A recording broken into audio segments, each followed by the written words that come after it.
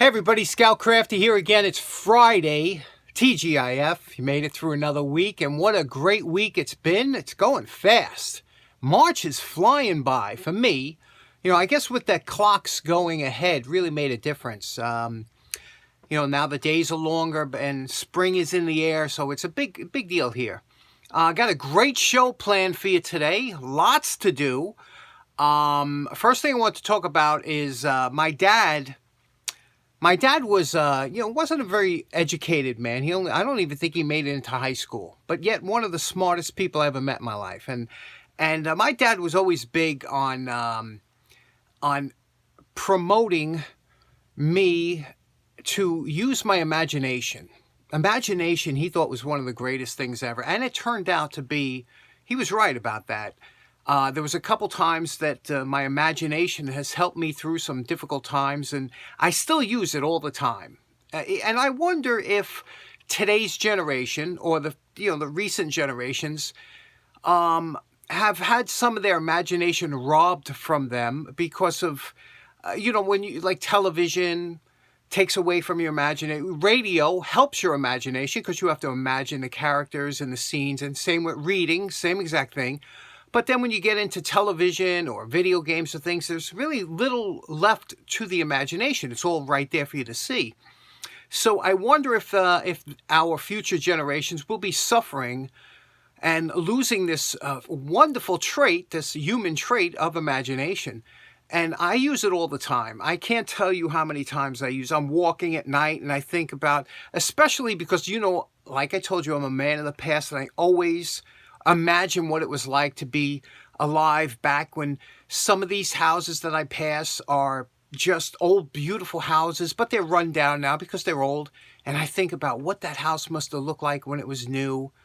Or I see a tree, 100-year-old tree that was being cut down, and I think about, wow, imagine when that was planted, and so many things that I think about. And one thing that I always do, I always say, if I could go back in time travel, I love to sometimes just think about what it would be like to have a little machine that I could go back and travel back in time. And, I always said I would love to live, I guess, the years between like 1948 and 58. That has to be such a great time to be around.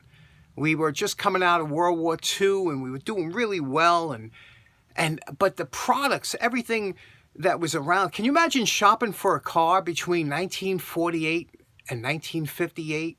Every year, the cars were getting better, and there were so many beautiful cars. I wouldn't know how to pick one.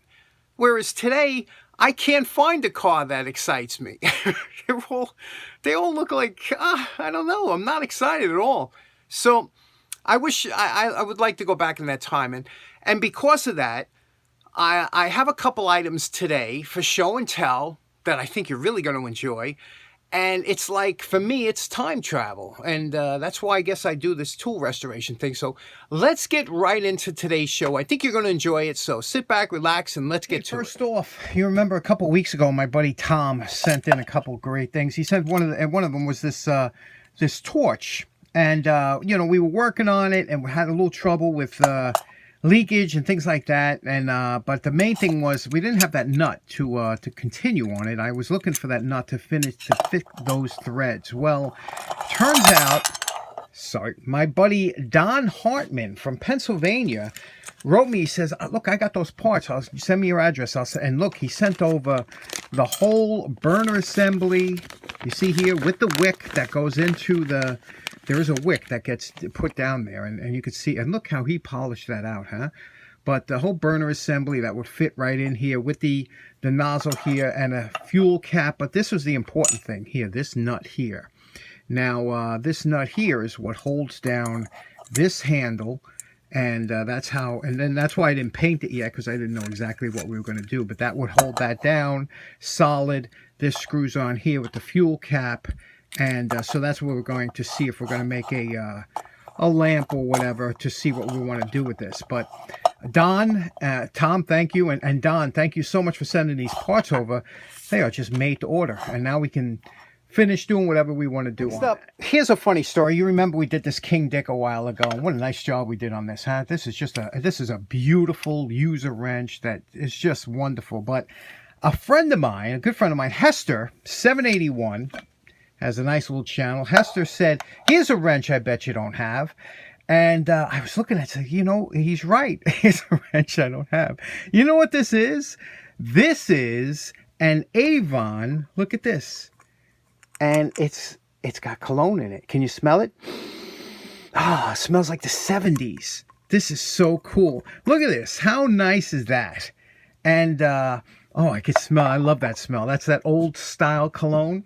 And it turns out Hester's grandmother, who's going to be 90 this year, shout out to Hester's grandmother, she used to sell Avon for years, and she used to order a bunch of these type of unusual colognes and things like that for the women's, for their husbands and things like that. So he found this when they were cleaning out the closet. It was in there along with a bunch of other old style. But isn't that cool? Avon had some cool stuff back then. And this one here, I mean, the molds were just terrific. And it really does smell good. The smell of that cologne, I still love it. So Hester, thank you so much for that. And again, special shout out to your grandmother. Congratulations on her 90th birthday. Okay, next up, and our trip back in time. First show and tell. You got to see this. This is absolutely off the wall, amazing. Right here, what you're looking at is a new old stock Paragon time switch. Now, when we say time switch, you know, this is what we're used to today, and I use these. And let me tell you, Intermatic makes a beautiful little time switch that really works out well. In fact, all you have to do to change the time setting is you pull these little pins out. I'm sure you've seen these before, and you put it into the time.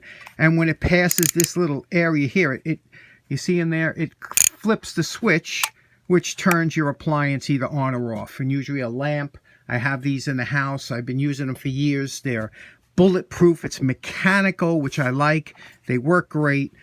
They're not expensive. UL approved. I like it. But it's a modern convenience. It's plastic, and it's, you know, and what happens is these things, after a while, believe it or not, these little nibs wear out, and sometimes it won't trigger the switch to turn it on. I've had that happen, and they actually sell these replacement nibs that you can put it in. But again, it's plastic, and this is what you get. Okay, so nothing wrong with them. They work great, but let's take a look at this piece of beautiful. I'm enamored by it. Look at it. First of all, can we enjoy that black crinkle paint? I always love that crinkle finish on things, and you don't see it too often. Snap-on used to put the green crinkle on their boxes, and you know, their metal. S&K used to put the green crinkle on their toolboxes. I just love it. Another one is Kennedy Toolboxes has the brown crinkle. This is the industrial stuff, not the. Okay, this is the number 301 time switch, and how it works is, let's open this up and show you how it works. So you push this over, and this will open up here. It takes a minute because, like I said, it's new old stock, so it's a little bit. Here we go. We open this up here. Here's the complete instructions on how to work it, and it's all metal. Everything in here is made to last forever. To change it, you just screw off this little knurled nut. You see here? A little knurled nut comes off.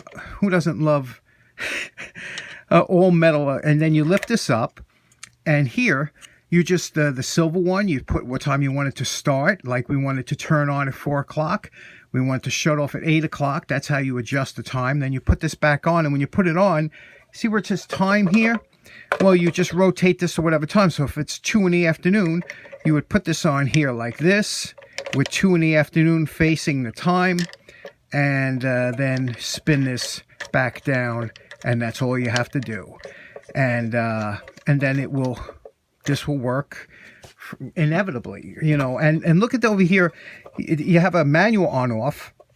Listen to that switch. You know, it's beautiful. How could you not love this? And it's an industrial thing, but I'm gonna run out 2 cords, a male and a female, from here, and I'll have this sitting on my living room table, powering the lamp. Is that not cool? Anyway, it's only me that gets excited about something like this. This is 1950. This is now. Look where we've come. Okay, we have one more show and tell, but I'm going to save that till after the restoration segment of the show, and that's what we're going to go to now. This here, what you're looking at, is a Plomb. Now, you could see here, these were the old Plomb, and this is a 5265, okay? But these have become quite collectible, and rightly so. This one's a breaker bar. They did have the ratchet.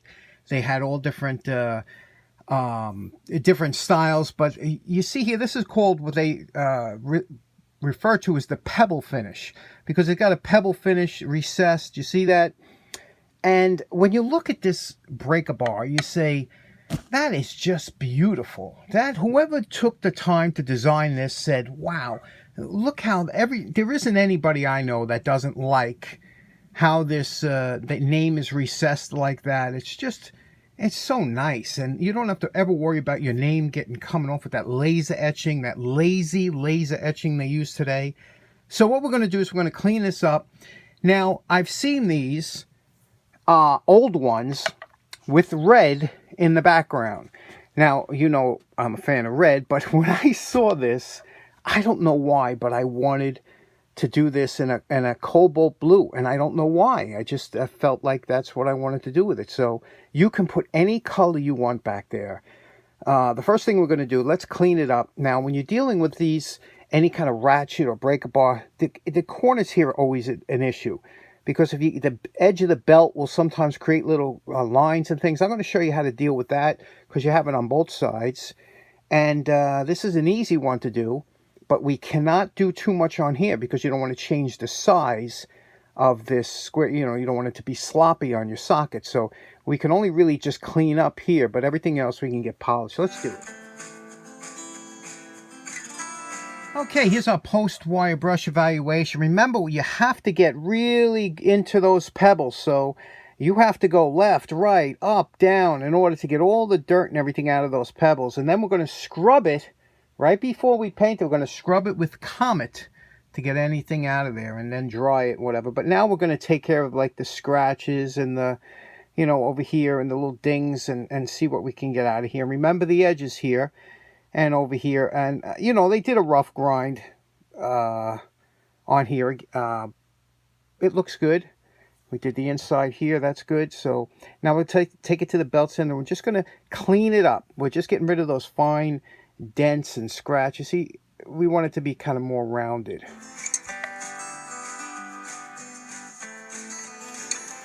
Now this is just to show you what a before and after looks like with the belt. Now we used a 400 grit belt, kind of a worn one, but you see the difference. On the left is before, on the right is after. Same here, on the left is before, on the right after. You could see the difference.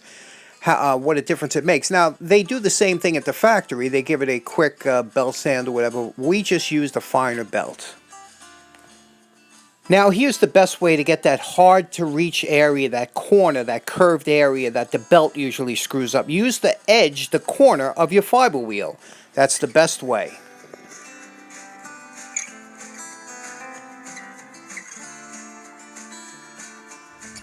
Okay, now for you purists, this is where you stop. You say, all right, it's perfect. Do not do anything else. But, you know, this is where I have some fun.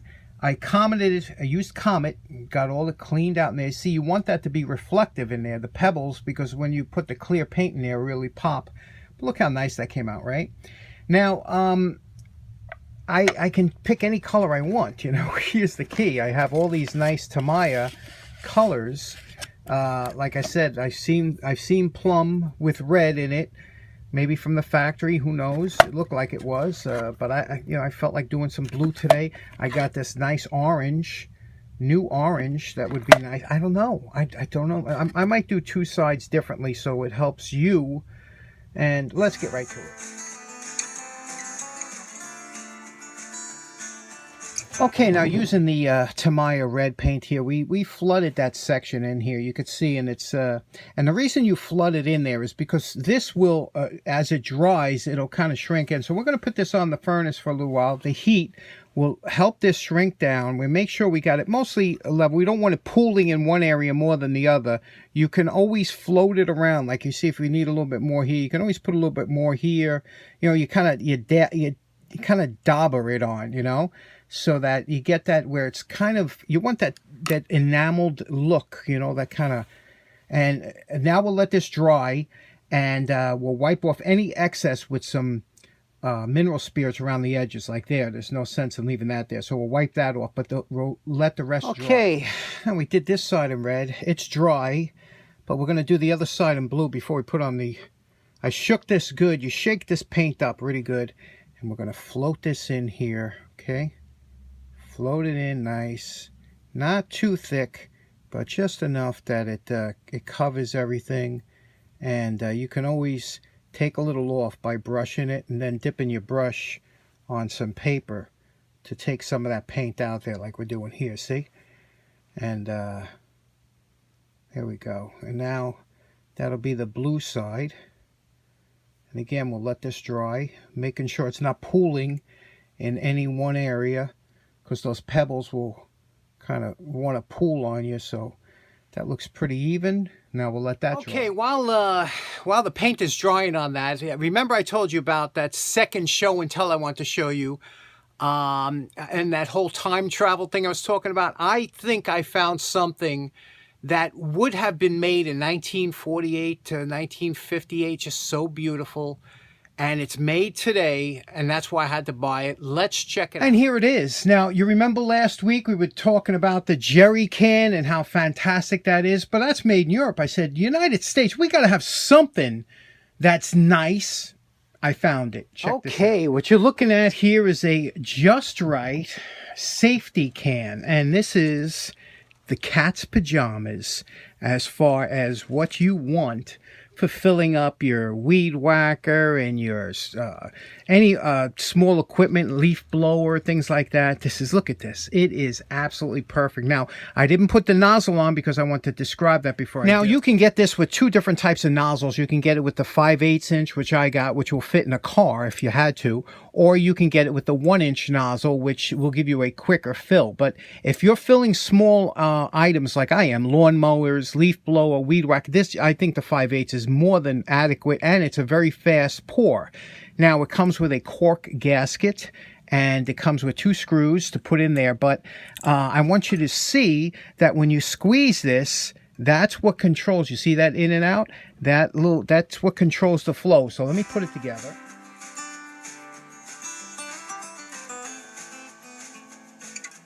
And there we go. It's on. Now, is this exciting or what? I mean, look at the quality of this can. This is like, I went back in time and I picked this up. There's no plastic on this thing. Heavy gauge steel. And just a beautiful tank. And very easily poured. Here's how you fill it. This has a very strong spring on here that you open up the spring, and you can see here there's the flame arrestor screen inside here. This is a flame arrestor screen, which also acts as a screen that nothing can get in there. So here we have, you fill this, you put this at the gas station, you fill it up, it clicks off as normal. And now when you want to pour this, and this comes in 5 gallons, comes in 2 gallons. I got the 2.5 gallon. This is just the right size for me. And when you're pouring it in, you squeeze this, and as soon as you stop, it stops. Just a lovely can. There's a few reviews on here of guys pouring and stuff. I just wanted to get this because look at it. It's like it's like going back in time. Isn't that nice? The paint is completely dry, and now this is a 400 belt. What we're going to do is, in using the belt eraser, we're going to make sure the belt is nice and clean. We're going to run it through both sides, expose the letters, and see what it looks like. Now, you know my favorite part. Remember what this beautiful Plomb breaker bar looked like before we started. And we're calling this project done. Boy, what a lovely little breaker bar this is, isn't it? Now you can see what we did here. Again, the red in one side, blue on the other. Which do you prefer? Do you prefer no color at all? You know, that's where you have fun, but I think it really makes the lettering pop. Any color you choose couldn't be wrong with this, right? Isn't that beautiful? I just love this style. I'm telling you, what a great, I knew it was going to come out nice, just the way it was, but you could see here, really looks just perfect, isn't it? This is something that'll be in my toolbox upstairs, just because it's so lovely. Hope you enjoyed this one. I really did. This was just a lovely break. I told you this was going to be a fun episode, right? I wasn't lying. Boy, that breakup was absolutely beautiful. And how's that gas can? That Justrite gas can. I'm sorry I couldn't demonstrate at work, and I got to get gas and everything to try it out. But I'm going to put a link to my buddy Mark, who did a review on this. If you want to see any more of that can in operation and how it works and how it seals and things like that, it's amazing. It's like going back in time. You can't get that stuff today. Everything's plastic. Now, I know what you're thinking. You go, oh, man, how much is that going to cost? All right, I'll tell you right now, it's not cheap. That can is $100. I know. It's a heavy hit. Buy once, cry once. But you know something? I don't have a lot of time left. I'll be honest with you. I don't have many days left on this planet. So the little time I have left, I want to enjoy the little things in life, like filling up a lawnmower with gas without cursing, which I do every time I use those new stupid spouts from the EPA. You know what I'm talking about. Anyway, hope you have a great weekend. Enjoy it. Take care now. Bye-bye.